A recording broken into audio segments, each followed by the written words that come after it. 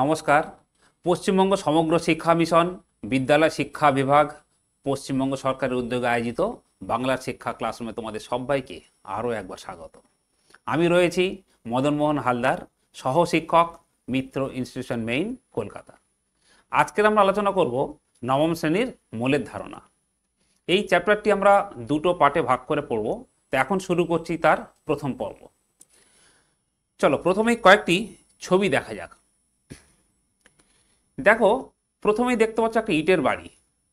আচ্ছা, তোমরা কি কেউ বলতে পারবে এই বাড়িটা তৈরি করতে ঠিক কতগুলি ইটের প্রয়োজন হয়েছে? হ্যাঁ, প্রশ্নটা শুনেই একটু হঠাৎ করে চমকে যাওয়ার বিষয় যে এত বড় বাড়ি, তো কতগুলো ইট ব্যবহৃত হয়েছে।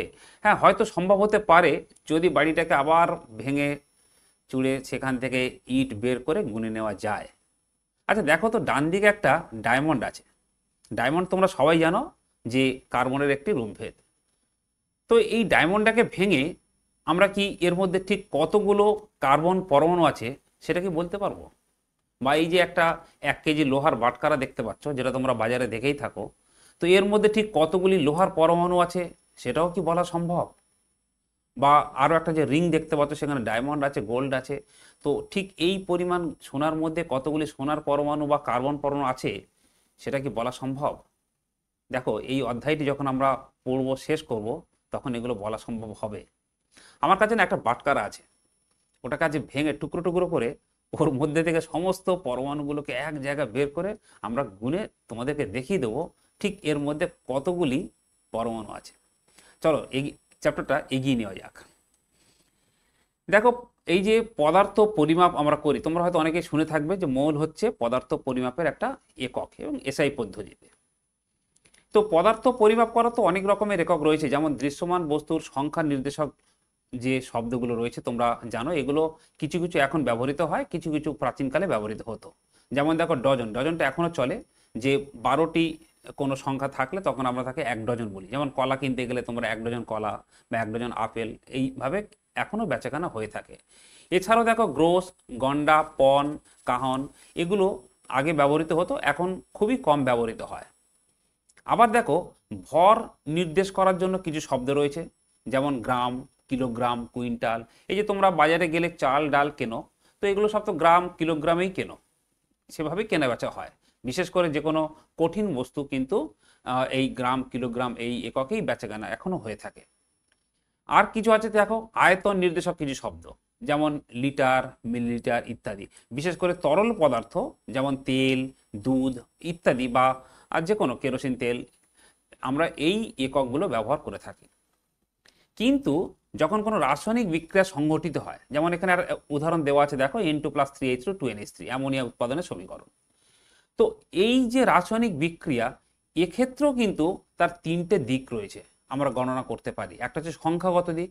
দেখো, তোমরা সমীকরণ থেকে কি দেখতে পাচ্ছ, যে 1 অণু নাইট্রোজেন 3 অণু হাইড্রোজেনের সাথে বিক্রিয়া করে 2 অণু অ্যামোনিয়া উৎপন্ন করেছে, তাহলে এটা এর গেল সংখ্যাগত দিক। আচ্ছা, ওজনগত দিক যদি আমরা বিবেচনা করি, তাহলে নাইট্রোজেনের পারমাণবিক ভর 14, তাহলে N2 মানে 28, অর্থাৎ 28 ভাগ নাইট্রোজেন 6 ভাগ হাইড্রোজেনের সাথে যুক্ত হয়ে অ্যামোনিয়ার কত, নাইট্রোজেন 14 আর 3 17 ইন্টু 2, তার 34 ভাগ অ্যামোনিয়া উৎপন্ন করেছে। আচ্ছা, আবার আয়তনগত দিক বিচার করলে দেখা যাবে যে এসটিপি, অর্থাৎ স্ট্যান্ডার্ড টেম্পারেচার প্রেসার, অর্থাৎ প্রমাণ চাপ ও তাপমাত্রায় 22.4 লিটার নাইট্রোজেনের সাথে 3 ইন্টু 22.4 লিটার হাইড্রোজেনের বিক্রিয়ায় 2 ইন্টু 22.4 লিটার অ্যামোনিয়া উৎপন্ন হয়। তাহলে দেখো, এই নাইট্রোজেন হাইড্রোজেনের যে বিক্রিয়া আমরা এখানে আলোচনা করলাম, তারও কিন্তু 3টে তোমার পরিমাপের দিক রয়েছে। এখন বিষয়টা হচ্ছে, এই যে শুরুতেই বললাম যে 1 অণু নাইট্রোজেন আর 3 অণু হাইড্রোজেনের বিক্রিয়ায় 2 অণু অ্যামোনিয়া উৎপন্ন হচ্ছে, তারপরের যখন বললাম 28 ভাগ নাইট্রোজেন 6 ভাগ হাইড্রোজেনের সাথে বিক্রিয়া করে 34 ভাগ অ্যামোনিয়া উৎপন্ন করে। আচ্ছা, এই যে 28 ভাগ নাইট্রোজেনের মধ্যে কি সত্যি একটি নাইট্রোজেন পরমাণু আছে বা একটি নাইট্রোজেন অণু আছে?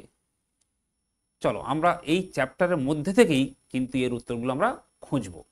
বিষয়টা হচ্ছে, এই এতগুলো তোমার একক থাকা সত্ত্বেও, অর্থাৎ পদার্থ পরিমাপের একক থাকা সত্ত্বেও হঠাৎ করে মোলের প্রয়োজনীয়তা হলো কেন, সেই বিষয়টাই আমরা আলোচনা করব। দেখো, এই যে আমরা নাইট্রোজেন হাইড্রোজেনের উদাহরণটা নিলাম, এই তোমরা সবাই জানো অণু পরমাণু এত ছোট যে এগুলো কিন্তু খালি চোখে দেখা আমাদের পক্ষে সম্ভবপর নয়। ইভেন যদি হাই পাওয়ার আমরা ইলেকট্রন মাইক্রোস্কোপ ব্যবহার করি তাহলেও কিন্তু সেটা দেখা যায় না।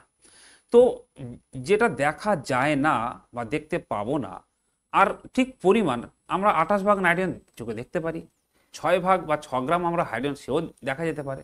তাহলে একটা দৃশ্যমান যেটা দেখতে পাবো আর যেটা দেখতে পাবো না, তাদের মধ্যে কিন্তু একটা সমন্বয় সাধন কিন্তু করার চেষ্টা শুরু হলো। বিষয়টা হচ্ছে এই যে অণু, পরমাণু, আয়ন, ইলেকট্রনের ন্যায় অতি ক্ষুদ্রাতি ক্ষুদ্র যে কণার সংখ্যা, মানে যেটা সরাসরি আমরা গণনা করতে কিন্তু পারবো না। দেখো, প্রথমেই বলেছিলাম না যে একটা লোহার বাটখারা আছে, সেটা ভেঙে আমরা গুনবো, তার মানে সেটা ওইভাবে কিন্তু ভেঙে পরমাণু বা অণু গোনা সম্ভবপর নয়।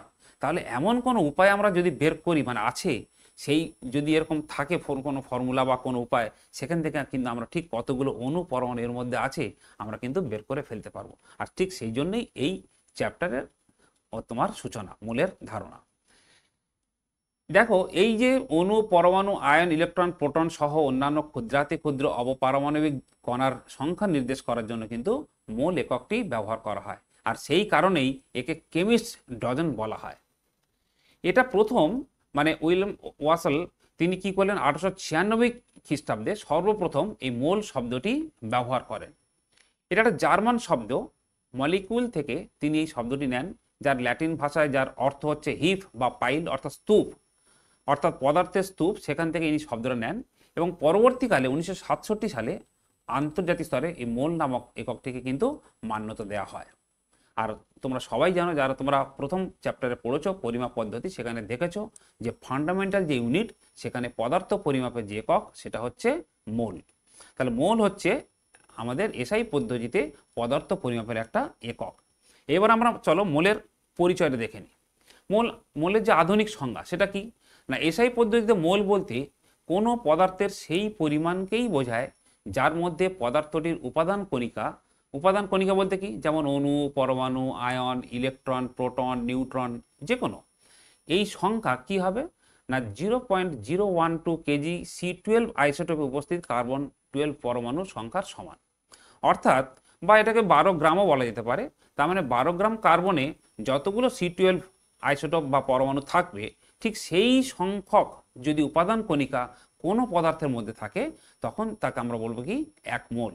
এটাকে আমরা লিখি কিভাবে, MOL, এটা দ্বারা প্রকাশ করা হয়। বিজ্ঞানী রবার্ট মিলিকান এর মান নির্ণয় করেন, যার মানটা তোমরা দেখতেই পাচ্ছ 6.0221407 একটা অনেক বড় মান, ইন্টু 10⁻23। গণনার সুবিধার্থে আমরা কি করে থাকি, মূলত 6.022 ইন্টু 10⁻23 এই মানটাকে আমরা কিন্তু গ্রহণ করেছি। আর মিলিকান এই মানটি নির্ণয় করলেও এইটাকে বলা হয় অ্যাভোগাড্রো সংখ্যা। কেন না, অ্যাভোগাড্রো প্রকল্পের যিনি জনক অ্যামেডিও অ্যাভোগাড্রো, তোমরা নিশ্চয়ই নাম শুনেছো অ্যাভোগাড্রো প্রকল্প, তার কিন্তু সম্মানার্থে এই অ্যাভোগাড্রো সংখ্যা নাম দেয়া হয়েছে। এবং এটাকে লেখা হয় NA, N number, A for হচ্ছে অ্যাভোগাড্রো। আর এটা একটা বিশুদ্ধ সংখ্যার মতো মাত্রাহীন রাশি। মনে রাখবে, অ্যাভোগাড্রো সংখ্যার মান, এই যে মানটা বললাম 6.022 ইন্টু 10⁻23, এটা কিন্তু চাপ বা তাপ মাত্রার উপর নির্ভর করে না, মানে তাপ বা চাপের পরিবর্তনের ফলেও কিন্তু এই মানের কিন্তু কখনোই পরিবর্তন হবে না। বেশ, এইবার আমরা চলো দেখে নিই যে মৌলের এই যে শব্দটা, এরা আমরা ঠিক কোথায় কোথায় প্রযোজ্য বা কোথায় কোথায় প্রয়োগ করতে পারি। দেখো, আমরা বারবার যেটা বলছি, অণু, পরমাণু, আয়ন, ইলেকট্রন, প্রোটন সবার ক্ষেত্রে ব্যবহার করতে পারি। তাহলে কোন ক্ষেত্রে ব্যবহার করছি সেটা কিন্তু আমাদের মোল শব্দটির পর উপাদান করার নাম অবশ্যই উল্লেখ করা প্রয়োজন, যেটা ভীষণ ইম্পর্টেন্ট। আমরা বলতে পারি 1 মোল অণু বা 1 মোল পরমাণু, 1 মোল আয়ন, 1 মোল ইলেকট্রন, 1 মোল প্রোটন, 1 মোল নিউট্রন, এইভাবে। অর্থাৎ মোল আমরা কিন্তু ব্যবহার করছি প্রেফিক্স হিসাবে, যেটাকে মেনশন করছি। অর্থাৎ অণু বোঝালে তাহলে অণুর আগে মোল, বা বলতে পারো মোল শব্দটির পরে কিন্তু উপাদান করার নাম অবশ্যই উল্লেখ করতে হবে। এইবার আমরা আরেকটা জিনিস দেখে নিই, সেটা হচ্ছে অ্যাভোগাড্রো ধ্রুবক। আসলে এই চ্যাপ্টারটা যখন আমরা পড়বো, বিভিন্ন সময়ে আমরা যে যে শব্দগুলো আসবে সেই শব্দগুলোর সাথে প্রথমেই তোমাদের একটু পরিচয় করিয়ে দিচ্ছি। তারপর কিন্তু আমরা এখান থেকে কিভাবে গণনা করতে পারি বা আমরা সেটাকে কিভাবে কাজে লাগাতে পারি, শুধু রসায়নে না, অন্যান্য তোমার বিজ্ঞানের বিভিন্ন শাখায়ও কীভাবে ব্যবহার করতে পারি, সেগুলো আমরা দেখব। তাহলে দেখো, অ্যাভোগাড্রো ধ্রুবক সেটা হচ্ছে কি না, এই অ্যাভোগাড্রোর সংখ্যা অলরেডি যে মানটা বললাম তার ডিভাইডেড বাই মোল, এই যে ভাগফলটা, সেটাকে আমরা বলি অ্যাভোগাড্রো ধ্রুবক। এবং এটা একটা সার্বজনীন তোমার কনস্ট্যান্ট, একটা সার্বজনীন ধ্রুবক। তার মানটা কিন্তু 6.022 10⁻23 মোল ইনভার্স। দেখো অ্যাপারেন্টলি তোমার দেখে কিন্তু মনে হলো যে অ্যাভোগাড্রো সংখ্যা আর অ্যাভোগাড্রো ধ্রুবকের মান তো একই, ঠিকই তো, কিন্তু দুটো কিন্তু একই রাশি নয়। কারণ অ্যাভোগাড্রো সংখ্যা দেখো তোমার কি রয়েছে, কোনো একক নেই, কিন্তু অ্যাভোগাড্রো ধ্রুবকের একক আছে। অ্যাভোগাড্রো সংখ্যা কি ছিল, শুধু একটা সংখ্যা মাত্র, কিন্তু অ্যাভোগাড্রো ধ্রুবকের একক আছে, দ্যাট ইজ হচ্ছে মোল ইনভার্স। আচ্ছা, এই যে আমরা বারবার অ্যাভোগাড্রো সংখ্যাটা বলছি, এই সংখ্যাটা ঠিক আসলে কি? এটা কি একটা শুধুমাত্র আমরা যেমন 1 2 3 4 5 বা লক্ষ, কোটি, এই যে বিভিন্ন এককে আমরা সংখ্যা চিনে এসেছি এতকাল, এটা কি শুধুমাত্র তাই, নাকি এর বাইরে কিছু? এই অ্যাভোগাড্রো সংখ্যার যে বিশালতা, ইনর্মিটি, এটা কিন্তু তোমার অনুমান করতে গেলে তুমি অনেক উদাহরণ আছে, আমি এখানে দুটো উদাহরণ তোমাদের সামনে রাখার চেষ্টা করব। সেটা হচ্ছে, দেখো অ্যাভোগাড্রো সংখ্যক টাকা, মানে ধরো 1 মোল টাকা যদি সমস্ত বিশ্ববাসীর মধ্যে সমানভাবে ভাগ করে দেওয়া যায়, তাহলে তোমরা জানো প্রত্যেকে কত টাকার মালিক হতে পারবে? একবার বাড়িতে অঙ্কটা করে দেখবে। অ্যাভোগাড্রো সংখ্যার মান তো তোমাদের জানাই হয়ে গিয়েছে, 6.022 10⁻23। তাকে কি করতে হবে? ভাগ করতে হবে বর্তমান পৃথিবীর জনসংখ্যা দিয়ে, তাই তো? এখন বর্তমান পৃথিবীর জনসংখ্যা প্রায় 808 বা 9 এরকম কোটি হবে। তো সেটা দিয়ে ভাগ করে দেখবে, তখন দেখবে যে তোমরা অবাক হয়ে যাবে, প্রত্যেকে প্রায় প্রায় 70 থেকে 75 লক্ষ কোটি টাকার মালিক হয়ে যাবে। আরেকটি উদাহরণ দিয়েছি দেখো, সেটা হচ্ছে যদি অ্যাভোগাড্রো সংখ্যক জলের ফোঁটা, মানে জলের ওয়াটার ড্রপ, আমি যদি তার মানটা ধরে নিই যে 20 ফোঁটা জল মিলে কি হয়, তার আয়তন হয় 1 সিসি।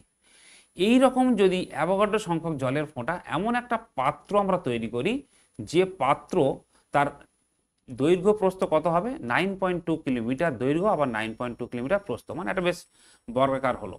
এবার ভাবতে পারছো যে তাহলে এই রকম যদি একটা পাত্রে আমরা অ্যাভোগাড্রো সংখ্যক জলের ফোঁটা রাখি, তাহলে তার উচ্চতা কত হতে পারে? আপাত দৃষ্টিতে অনেকে ভাবছো কত আর হবে, সামান্য কিছু একটা হবে, এত বড় যখন, এত কিলোমিটার বা এত কিলোমিটার। কিন্তু না, এই অঙ্কটা যদি তোমরা করে দেখো, তাহলে দেখবে সেই পাত্রের উচ্চতা প্রায় পৃথিবী থেকে চাঁদের যে দূরত্ব, সেইখানে গিয়ে পৌঁছাবে। ফলে আপাত দৃষ্টিতে যেটা ভাবছো অ্যাভোগাড্রো সংখ্যার মান হয়তো একটা কেবলমাত্র সংখ্যা, তা কিন্তু নয়। অর্থাৎ এর উপস্থাপন করা হয়েছে মূলত যে সমস্ত ক্ষুদ্রাতি ক্ষুদ্র কণা, এই অণু, পরমাণু, আয়ন, ইলেকট্রন, প্রোটন প্রচুর সংখ্যায় উপস্থিত থাকে, তাদেরকে কোনো অবস্থায় খালি চোখে দেখা সম্ভব নয়, তাদেরকে তোমার দৃশ্যমান কোনো এর সাথে, বস্তুর সাথে বা পরিমাপের সাথে তুলনা করার জন্য কিন্তু এই অ্যাভোগাড্রো সংখ্যার উপস্থাপনা। বেশ, দেখো এই যে মোল আমরা জিনিসটা পড়ছি, এর কতগুলো ইউনিকনেস আছে। দেখো এতক্ষণ আমরা যে এককগুলো এখনো পর্যন্ত আমরা আলোচনা করেছি, এবং তোমরা জানো যেগুলো আমরা কেনা বেচা থেকে শুরু করে যে কোনো জিনিসপত্র লেনদেনের ক্ষেত্রে ব্যবহার করে থাকি, তার সাথে মোলের কি তফাৎ ভালো করে দেখো। সেটা হচ্ছে, এখানে দুটো ছবি দেখতে পাচ্ছ, একটা হচ্ছে 1 কেজি আপেল আছে, আর একটা 1 ডজন আপেল আছে। এইবার আমি একটা কথা বলি, ধরো তোমাদেরকে 5 জন বন্ধুকে বলা হলো যে তোমরা প্রত্যেকে 1 কেজি আপেল নিয়ে এসো। এইবার 5 জন বন্ধু বিভিন্ন দোকান থেকে 1 কেজি আপেল সংগ্রহ করলো। দেখবে প্রত্যেকের কাছে কিন্তু 1 কেজি আপেলই থাকবে, মানে আপেলের ভরটা কি হবে, নির্দিষ্ট। কিন্তু তোমরা কি নির্দিষ্ট করে বলতে পারবে যে প্রত্যেকের কাছে আপেলের সংখ্যা একই থাকবে? অবশ্যই না। কোনো আপেল বড় হবে, কোনো আপেল ছোট হবে। তো সব মিলিয়ে ভরটা হবে 1 কেজি, কিন্তু কারোর কাছে 5টা আপেল হতে পারে, কারোর কাছে 6টা আপেল হতে পারে, কারো 4টে বা কারো 7টা। ফলে আপেলের কিন্তু সংখ্যা কিন্তু ভিন্ন হতে পারে, কিন্তু পরিমাণটা একই থাকবে। দেখো আবার যখন আমি বলছি 1 ডজন আপেল নিয়ে এসো, ওই 5 জন বন্ধু যখন বিভিন্ন দোকান থেকে 1 ডজন আপেল নিয়ে আসবে, প্রত্যেকের কাছে কিন্তু আপেলের সংখ্যাটা সমান থাকবে, অর্থাৎ কটা থাকবে, 12টা। কিন্তু ওই 12টি করে আপেল যারা নিয়ে এসছো তোমরা বন্ধুরা 5 জন মিলে, যদি আলাদা আলাদা করে ওজন নেওয়া যায়, তাহলে প্রত্যেকের ওজন কি একই হবে? মনে করো কারোর 12টা আপেল মিলে 2 কেজি হলো, কারোর 12টা আপেল মিলে 2 কেজি 200 হতে পারে, কারোর 2 কেজি 100 হতে পারে, কারোর 1 কেজি 900 হতে পারে, কারণ আপেল তো ছোট বড় সাইজ হবে, তাই নয় কি? তো তাহলে দেখো, যখন আমরা 1 ডজন আপেলের কথা বললাম, তখন আপেলের সংখ্যাটা কিন্তু কি হলো, নির্দিষ্ট হলো, কিন্তু ভরটা নয়। অর্থাৎ যখন আমরা ভর নির্দিষ্ট করছি, তখন কেবলমাত্র ভর নির্দিষ্ট থাকছে, সংখ্যা পরিবর্তন হয়ে যাচ্ছে। আবার যখন সংখ্যা নির্দিষ্ট করছি, তখন ভর কিন্তু পরিবর্তন হয়ে যাচ্ছে, সংখ্যা একই থাকছে। কিন্তু মোল হলো এমন একটি একক পদার্থ পরিমাপের, যার সংখ্যা এবং ভর দুটোই নির্দিষ্ট থাকে। যেমন দেখো 1 মোল কার্বন যদি আমরা বলি, তাহলে 1 মোল কার্বন মানে 12 গ্রাম কার্বন বোঝাবে এবং তার মধ্যে অ্যাভোগাড্রো সংখ্যক অর্থাৎ 6.022 × 10⁻23 নাম্বার কার্বন পরমাণু থাকবে। অর্থাৎ তোমরা যদি 5 জন বন্ধুর জায়গায় 500 জন বন্ধু যদি এই 1 মোল কার্বন পৃথিবীর যে কোনো প্রান্ত থেকে সংগ্রহ করো না কেন, প্রত্যেকের কাছেই থাকবে 12 গ্রাম কার্বন এবং প্রত্যেকের কাছে থাকবে অ্যাভোগাড্রো সংখ্যক কার্বন পরমাণু। এটাই হচ্ছে মূলের কিন্তু একটা ইউনিকনেস। আশা করি তোমরা বুঝতে পেরেছো। দেখো এই অ্যাভোগাড্রো সংখ্যার তাহলে গুরুত্ব মানে ইম্পর্টেন্সটা কোথায়, এটা দেখো যে আণুবীক্ষণিক এবং দৃশ্যমান জগতের মধ্যে যোগসূত্র স্থাপন। এখানে দেখতে পাচ্ছ যে 12 গ্রাম কার্বন একটা তুলাপাত যন্ত্রের রয়েছে। দেখো এই 12 গ্রাম কার্বনের মধ্যে কিন্তু কি আছে, অ্যাভোগাড্রো সংখ্যক তোমার কার্বন পরমাণু রয়েছে। আবার দেখো বাম দিকের যে নিচের বিকারগুলোতে কোথাও 12 গ্রাম কার্বন, কোথাও আছে 32 গ্রাম সালফার, বা কোথাও 56 গ্রাম মানে 55.8 গ্রাম আয়রন নেল, দেখো পেরেক রয়েছে মানে লোহা রয়েছে, বা কপার আছে 63.5 গ্রাম, লেড আছে। তো এখানে দেখো প্রত্যেকের আছে, এগুলো কিন্তু 1 মোল পরিমাণ আমরা পড়ব এবং প্রত্যেকের মধ্যে কি আছে, অ্যাভোগাড্রো সংখ্যক উপাদান কণিকা আছে, কিন্তু প্রত্যেকের ভরটা কি আছে, ভিন্ন আছে। অর্থাৎ দেখো তুমি কিন্তু 12 গ্রাম কার্বন চোখে দেখতে পাও, কিন্তু একটা কার্বন পরমাণুকে চোখে দেখা সম্ভবপর নয়। ফলে যেটা আমরা চোখে দেখতে পাবো না আণুবীক্ষণিক, আর যেটা দেখতে পাচ্ছি তার মধ্যে কিন্তু এই যোগ স্থাপনটা কি করছে, সেটা হচ্ছে মোল।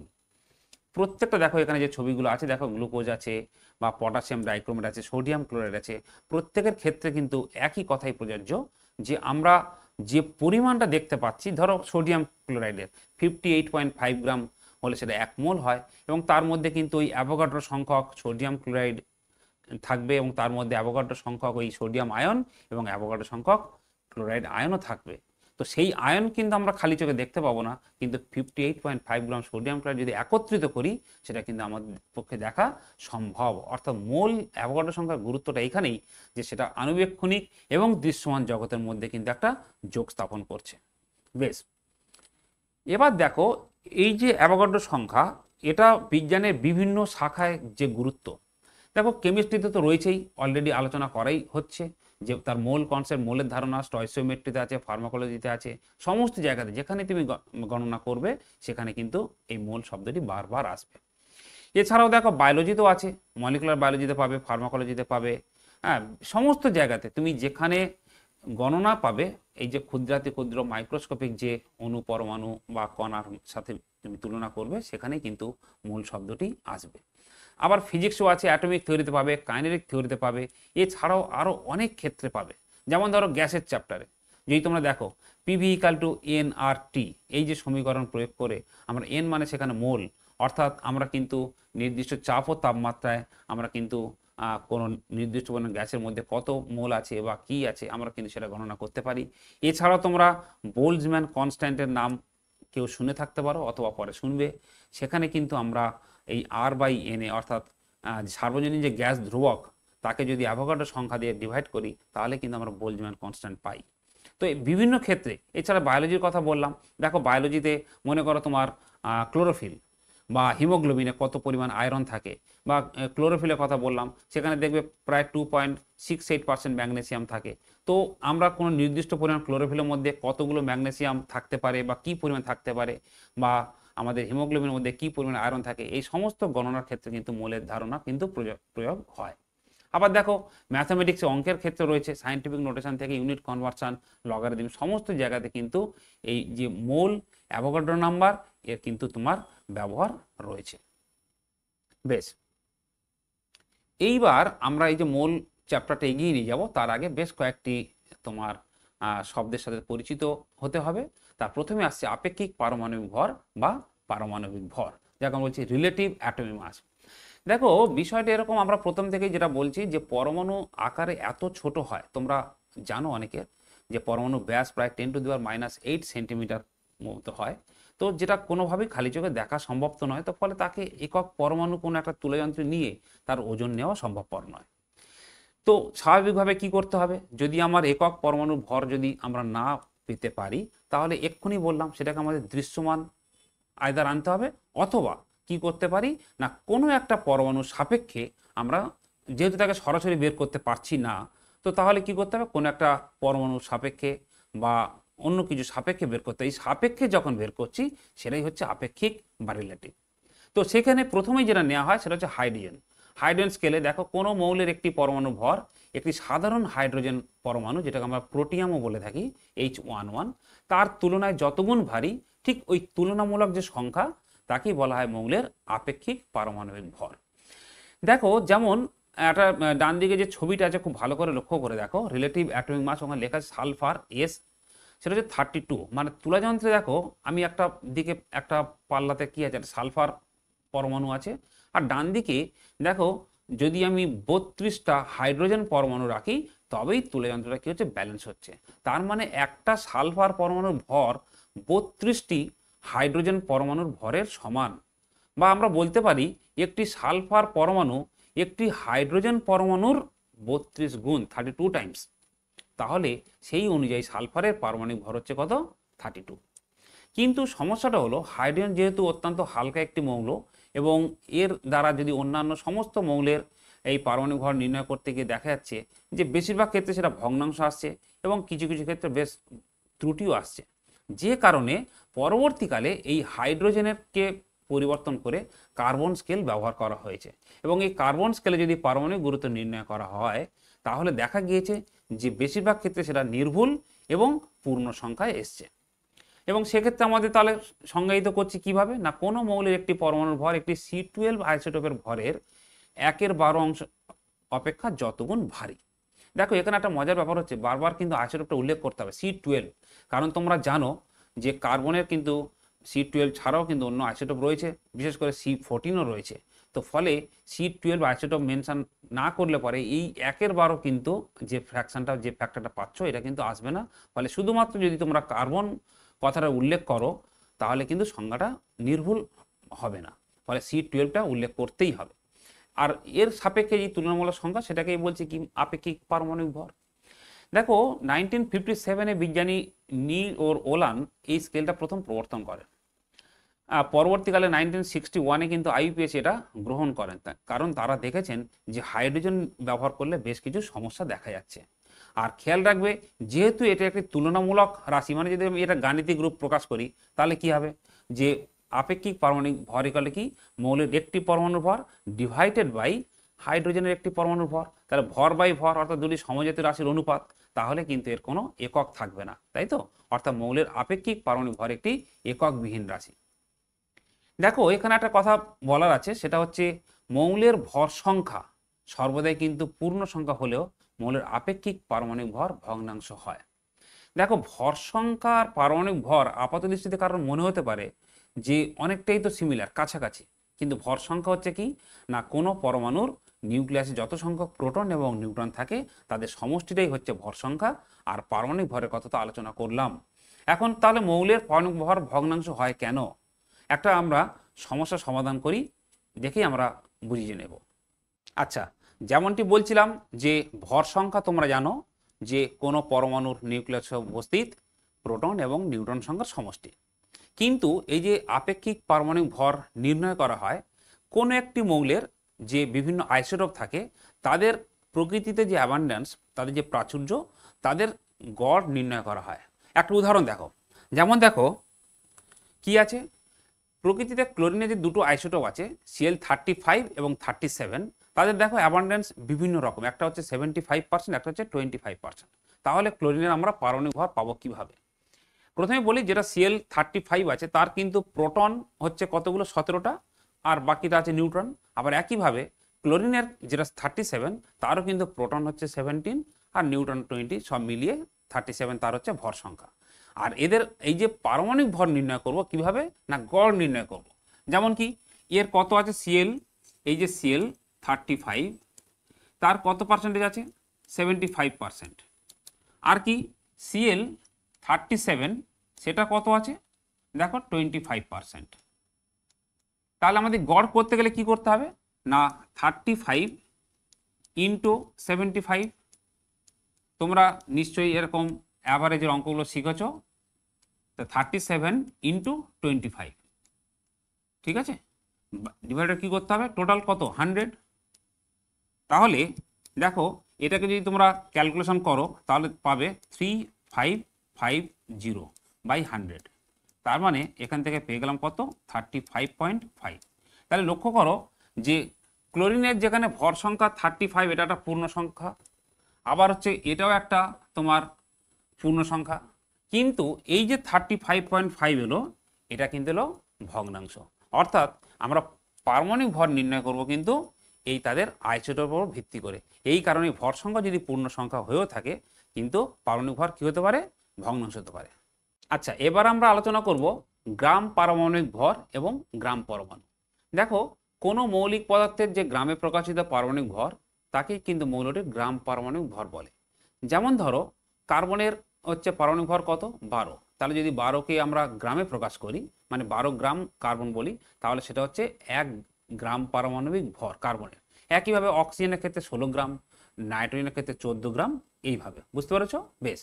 আচ্ছা, এবার হচ্ছে গ্রাম পরমাণু বা গ্রাম অ্যাটম, সেটা কিভাবে বের করব না, কোনো মৌলের পারমাণবিক ভরকে গ্রামে প্রকাশ করলে ঠিক যত গ্রাম হয়, ঠিক তত গ্রাম ভরের ওই পদার্থকে 1 গ্রাম পরমাণু বা 1 মোল পরমাণু বলে। যেমন উদাহরণ দেখো, ধরো সোডিয়াম। সোডিয়ামের পারমাণবিক ভর কত, মানে আপেক্ষিক পারমাণবিক ভর কত, 23। তাহলে যদি আমরা সেটাকে গ্রামে প্রকাশ করি, মানে 23 গ্রাম বলি, 23 গ্রাম মানে 1 গ্রাম পরমাণু সোডিয়াম। আচ্ছা, যদি কোনো একটা তোমাকে ধরো বলা হলো 2.3 গ্রাম সোডিয়াম, সমান সমান তোমাকে বলতে হবে এর মধ্যে কত গ্রাম পরমাণু সোডিয়াম আছে। তাহলে তার জন্য যে ফর্মুলা আছে সেটা দেখে নাও, যে গ্রাম পরমাণুর সংখ্যা কি করতে হবে না, গ্রাম এককে প্রদত্ত যে মৌলটির ভর, এখানে কত বললাম 2.3, আর মৌলটির গ্রাম পরমাণু ভর সেটা কত বললাম 23। তাহলে 2.3/23 করলে কত হবে 0.1। অর্থাৎ এইভাবে ঠিক কোনো নির্দিষ্ট পরিমাণ প্রদত্ত ভরের কোনো মৌলের মধ্যে কত গ্রাম পরমাণু সেই তোমার মৌলটি রয়েছে, সেটা কিন্তু আমরা এইভাবে বের করতে পারি। বেশ, এইবার চলে যাব পারমাণবিক ভর একক, অ্যাটমিক মাস ইউনিট। আমরা এতক্ষণ যে আলোচনাটা করলাম সেটা ছিল আপেক্ষিক পারমাণবিক ভর, অর্থাৎ হয় হাইড্রোজেনের সাপেক্ষে কোনো মৌলের পরমাণু কত গুণ ভারী, বা C12 আইসোটোপের সাপেক্ষে তার 1/12 অংশের তুলনায় কত গুণ ভারী, অর্থাৎ একটা তুলনামূলক রাশি ছিল। কিন্তু কোনো মৌলের প্রকৃত ভর, কোনো মৌলের একটা পরমাণুর যে প্রকৃত ভর, সেটা কি আদৌ বের করা সম্ভব? উত্তর হচ্ছে হ্যাঁ। কিভাবে বের করতে পারি দেখে নাও। সেটা হচ্ছে, যদি কোনো মৌলের পরমাণুর প্রকৃত ভরকে যে একক দ্বারা প্রকাশ করা হয় তাকেই বলা হয় পারমাণবিক ভর একক বা অ্যাটমিক মাস ইউনিট, যার সংক্ষিপ্ত রূপ হচ্ছে AMU। এই বর্তমানে C12 আইসোটোপের একটি পরমাণুর প্রকৃত ভরের 1/12 অংশকে কিন্তু পারমাণবিক ভর একক বলা হয়। দেখো, এই AMU-কে কিন্তু আমরা ইউ অথবা DA মানে ডাল্টন বা অ্যাভোগ্রাম দিয়েও প্রকাশ করতে পারি, ইউ ফর ইউনিফাইড মাস। এবং সেক্ষেত্রে রিলেশনটা কি হয় দেখো, 1 AMU ইকাল টু 1 ইউ অর্থাৎ unified mass equal to 1 DA that means dalton equal to 1 avogram. এবং এদের মান হয় কত, 1.6605 ইন্টু 10⁻12 গ্রাম। অনেকেই হয়তো মনে মনে ভাবছো যে হঠাৎ করে এই 1.6605 10⁻24 এটা আমরা পেলাম কিভাবে। দেখো, খুব সহজ হিসাব, ইতিমধ্যে তোমরা শিখেছো। যেমন দেখো, ডান দিকে যে তুলাযন্ত্র রয়েছে সেখানে দেখলেই বুঝতে পারবে যে কার্বন আমরা ইতিমধ্যে জানি যে C12 আইসোটোপের যে আপেক্ষিক পারমাণবিক ভর সেটা কত 12। তাহলে আমরা যখন 12 গ্রাম বলবো অর্থাৎ গ্রামে রূপান্তর করব, তাহলে কি হলো 1 মোল কার্বন পরমাণু। এখন এই 1 মোল কার্বন পরমাণুর মধ্যে কতগুলি পরমাণু আছে শিখেছো, অ্যাভোগাড্রো সংখ্যক মানে 6.022 10⁻23 সংখ্যক কার্বন পরমাণু আছে। এখন যদি এই 12 গ্রামকে আমরা এই অ্যাভোগাড্রো সংখ্যা দিয়ে ভাগ করি, তাহলে কিন্তু তোমরা এই মানটা পাবে। এবং তার এই 1/12 অংশের তুলনায় যতগুণ ভারী ঠিক যে সংজ্ঞায়িত করা হলো, তাহলেই তোমরা সেখানে এসে কিন্তু এই 1.6605 10⁻24 গ্রাম কথাটা পাবে। বুঝতে পেরেছো? তাহলে আবার একবার বলছি, তাহলে 12 গ্রামকে কি করব আমরা, অ্যাভোগাড্রো সংখ্যা দিয়ে যেটা ভাগ করবো তার 1/12 করলেই কিন্তু এই মানটা তোমরা পেয়ে যাবে। এবং দেখো, এই মানটা যেহেতু আমরা পেয়েছি গণনা করে, সেক্ষেত্রে আমরা এখন কি করব, যে কোনো মৌলের বা কোনো যৌগের ক্ষেত্রেও হতে পারে, যদি প্রকৃত ভর বের করতে হয় তাহলে সিম্পল কি করব, মৌলটির পারমাণবিক ভর নেব, তার সাথে 1 ইউ বা 1 AMU এই ফ্যাক্টরটা গুণ করে দেব। যেমন মনে করো অক্সিজেনের পরমাণু ভর কত 16, তাহলে তোমাকে যদি প্রশ্ন করা হয় একটি অক্সিজেন পরমাণুর প্রকৃত ভর কত হবে, তাহলে তোমাকে বলতে হবে 16 বা 16 ইউ অথবা 16 AMU। তার মানে 16 এর সাথে কি করতে হবে, 1.6605 ইন্টু 10⁻24 গ্রাম, এটা গুণ করলে যে মানটা পাবো সেটা হচ্ছে একটি অক্সিজেন পরমাণুর প্রকৃত ভর। বুঝতে পেরেছো? বেশ, এইবার আমরা যাব আণবিক ভর। তাহলে আমরা পারমাণবিক ভর বুঝে গেলাম, এবার আসি আণবিক ভর, অর্থাৎ কোনো মৌলিক অথবা যৌগিক অণুর ক্ষেত্রে আমরা কি করব।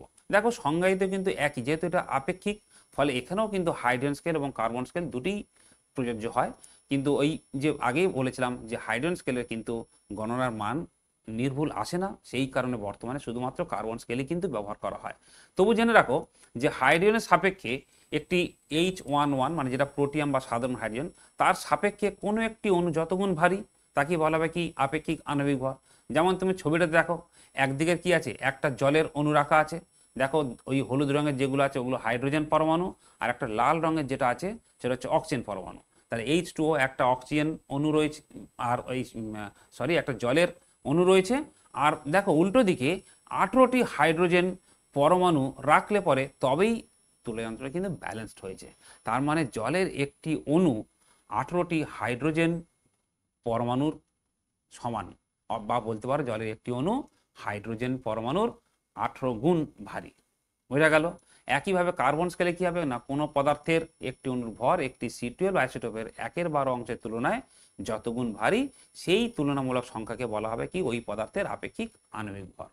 আবার এই একই কথাই প্রযোজ্য, যদি আমরা এটা গাণিতিক রূপ দেখতাম তাহলে কি হতো না, কোনো মৌলিক বা যৌগিক পদার্থের একটি অণুর ভর ডিভাইডেড বাই একটি হাইড্রোজেন পরমাণুর ভর, অথবা ডিভাইড করতাম কি দিয়ে না 1/12 ইন্টু কার্বনের একটি পরমাণুর ভর। তার মানে দুটো সমজাতীয় রাশির অনুপাত, দুটো ভরের অনুপাত, ফলে আণবিক ভরেরও কিন্তু কোনো একক নেই, ফলে এটিও একটি এককবিহীন রাশি।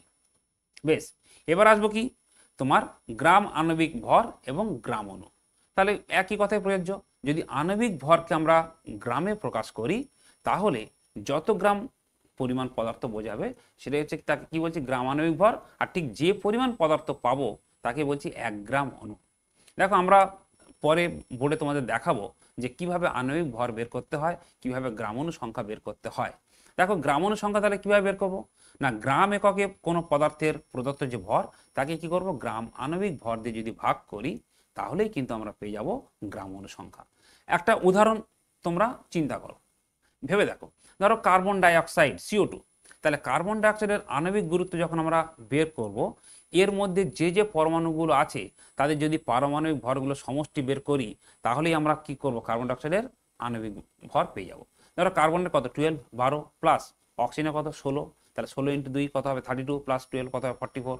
সো 44 তাকে যদি আমরা গ্রামে প্রকাশ করি, তার মানে 44 গ্রাম বলি, তাহলেই সেটা হচ্ছে 44 গ্রাম CO2 বলা মানেই 1 গ্রাম অণু কার্বন ডাইঅক্সাইড। বোঝা গেল? এবার যদি তোমাকে বলা হয় যে 22 গ্রাম CO2, তার মানে কত গ্রাম অণু আছে, তাহলে কি করতে হবে, প্রদত্ত ভর কত 22, তাকে 44 দিয়ে ভাগ করব, তাহলে পেয়ে যাবো হাফ মানে 0.5 গ্রাম অণু। বোঝা গেল? বেশ, এইবার আমরা আলোচনা করব সংকেত ভর বা ফর্মুলা ওয়েট। এখন বিষয় হচ্ছে আণবিক ভর আর সংকেত ভর বিষয়টা কি একটু শুনে নাও, তাহলে তোমরা বুঝতে পারবে। দেখো যাদের অণু হিসাবে অস্তিত্ব আছে, এই যেমন আমরা গ্লুকোজের কথা বললাম, কার্বন ডাইঅক্সাইড, অ্যামোনিয়া, জল ইত্যাদি, অক্সিজেন, নাইট্রোজেন যা আছে, তাদের ক্ষেত্রে আমরা কি করছি আণবিক ভর কথাটা বলছি বা প্রযোজ্য। কিন্তু বিশেষ করে আয়নীয় যৌগ, যেমন ধরো sodium chloride, magnesium chloride, sodium carbonate, actually যাদের মধ্যে অণু হিসাবে কোনো অস্তিত্বই থাকে না, even in solid state also, মানে কঠিন অবস্থাতেও আয়নিত অবস্থা থাকে।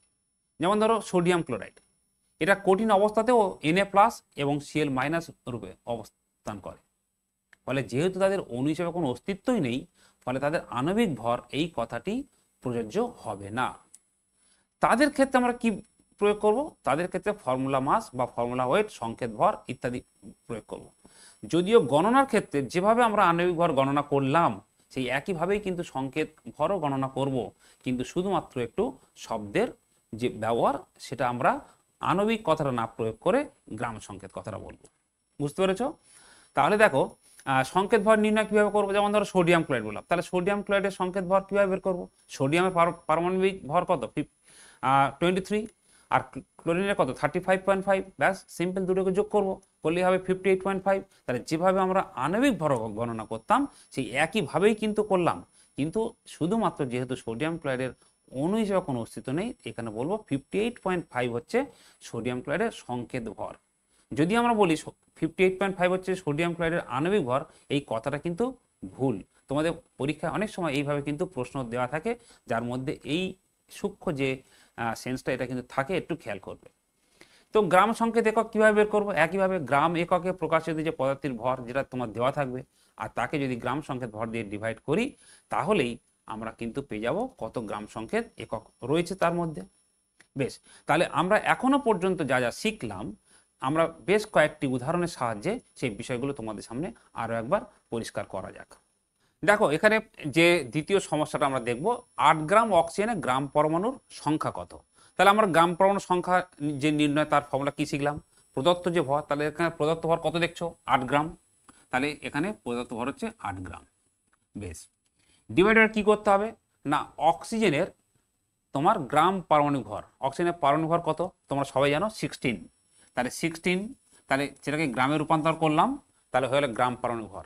তাহলে এটাকে যদি আমরা ডিভাইড করি, তাহলে যে উত্তরটা পাবো সেটাই হচ্ছে তোমার অক্সিজেনের গ্রাম পরমাণু সংখ্যা। তাহলে কত হবে বুঝতেই পারছো, হাফ মানে হচ্ছে 0.5। তাহলে এই 8 গ্রাম অক্সিজেনের গ্রাম পরমাণু সংখ্যা কত হচ্ছে? 0.5। এই ধরনের ছোট্ট ছোট্ট অঙ্কগুলো কিন্তু তোমরা বাড়িতে প্র্যাকটিস করবে, তাহলে যে যে আইডিয়াসগুলো তোমরা এখনো পর্যন্ত শিখলে সেগুলো সমস্তটাই তোমাদের কাছে ক্লিয়ার হয়ে যাবে। চলো পরেরটা দেখা যায়, একটি নাইট্রোজেন পরমাণুর প্রকৃত ভর গণনা করো। তাহলে একটি নাইট্রোজেন পরমাণুর প্রথমে জানতে হবে কি পারমাণবিক ভর, মানে আপেক্ষিক পারমাণবিক ভর, সেটা কত? 14। এইবার এই যে 14 বললাম, তাহলে আমরা প্রকৃত পারমাণবিক ভর কত হবে? তাহলে এর সাথে আমরা কি যোগ করবো? এখান থেকে আমি বলেছি কি 14u, বা লিখতে পারো 14mu, একই কথাই। তাহলে প্রকৃত ভর কত হবে? 14mu লিখতে পারো। mu এর মান কত বলেছি? তাহলে 14 ইন্টু কত হবে? 14 ইন্টু 1.6605 ইন্টু 10⁻⁻24 গ্রাম। তাহলে এটা গুণ করলেই তুমি কি পাবে? একটি নাইট্রোজেন পরমাণুর প্রকৃত ভর পেয়ে গেলে। আচ্ছা, এইবার আমি এই প্রসঙ্গে আরও কয়েকটা কথা বলছি। দেখো, যেমন হচ্ছে যখন আমি ভালো করে শিখে নাও, যখন আমি বললাম 14, এটা কি প্রকাশ করলো? নাইট্রোজেনের আপেক্ষিক পারমাণবিক ভর, মানে relative atomic mass, relative atomic mass. যখন আমি 14u বললাম, তখন এটা কি প্রকাশ করলো? একটি নাইট্রোজেন পরমাণুর প্রকৃত ভর। যখন আমি এটাকে গ্রামে প্রকাশ করছি, তখন 14 গ্রাম যখন বলছি, তখন কি বোঝাচ্ছে না 1 মোল নাইট্রোজেন পরমাণু, 1 মোল নাইট্রোজেন পরমাণু। বুঝতে পেরেছো? অর্থাৎ দেখো নিউমেরিক্যাল যে 1 মোল নাইট্রোজেন পরমাণু। দেখো এই মোলের পরে পরমাণু কথাটা উল্লেখ করলাম, তোমাদের একদম শুরু ক্লাসেই ছিল যে মোলের পরে কি নির্দেশ করছি সেটাকে আমি উল্লেখ করতে হবে।